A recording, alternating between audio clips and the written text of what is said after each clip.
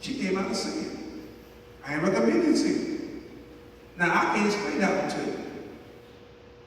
That same little girl, last year was much like Daddy. You started how many companies at your school? 3 companies that's making money. She's 10 years old. She got an idea to take lotion and hand sanitizer and sell it to the students for their hands and partner with the school. Wow. That same little girl that I thought was going about ministry, I can preach on anything now because she regularly challenges me to have preaching contests. Jesus. Now, Come she on won't be now.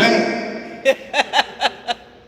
That's the one that I look for in another 10 years. I don't want to preach on the same stage with her.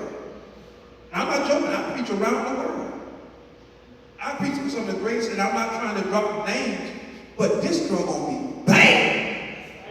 All right. The same girl that I said was a big mistake. Guess who's my biggest cheerleader in the whole world? That baby. I could walk in and I could be so down. Daddy! And the whole world changes. Now, what's the point of that? What you may see as a mistake, if you would trust God, God can make that your biggest blessing. Yes, yes. A lot of you are going through something that you have already written off as being wrong. God said, I don't care how you got in it, I'm going to use it for your good. That little girl, when I tell you that is number one when it comes down to lifting my joy, I mean, she has a way of doing things that nobody else can. I can do the dumbest thing. Oh, Daddy. Now, yours may not be a child, but what God got that you made a mistake with that came out of your laws, that you done written off that may be the thing God You all right used with better time? to take you to your next level. She's 10.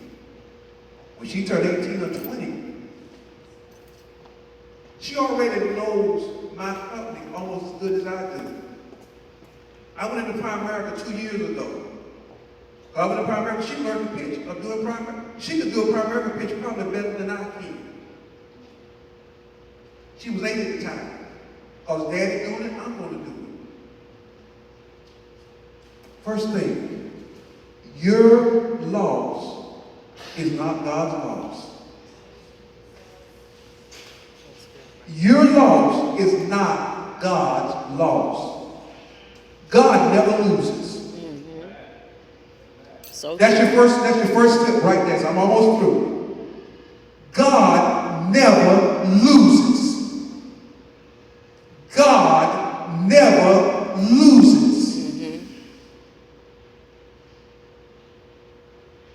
And when he breathed life into you, you became God in this earth realm. I ain't eliminating God. He gave every one of you a word. Your circumstances are your word. You have the same ability that God has in your circumstances as he does in this universe. Now, why is that important? Satan caused chaos in Genesis 1. And God began to speak to it. It began to change. You have the ability to begin to speak by faith, even if you don't believe it. Because of the breath of God inside of you, it will turn things around. God never loses. God lives inside of you. 2, death and life is in the power of your tongue. Okay, how bad you hurt? Begin to talk. Begin to speak so much that whatever you're feeling, your words begin to outweigh what you're feeling. Feelings always change. The word of God never changes. That's right.